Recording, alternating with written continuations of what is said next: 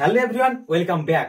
আজ আমরা লঘিষ্ঠ সাধারণ হরে প্রকাশ করা শিখব। দেখো প্রথমে কি আছে, 1-5, 3-10, 7 ফলকে লঘিষ্ঠ সাধারণ হরে প্রকাশ করতে বলেছে।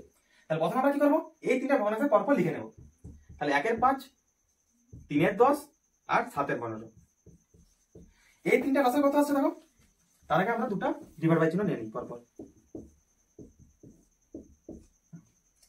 দেখো হরের বলেছে, তাহলে কি করবো, 5, 10 আর 15 হর আছে, তাহলে 5, 10 আর 15 লসাগু করবো। দেখো এটা মুখোমুখি হয়ে যাবে, লসাগু 30 আসবে। ঠিক আছে, দেখো 5, 10 লসাগু আছে, 10 আর 15 কত 30, তাহলে 30 আসবে।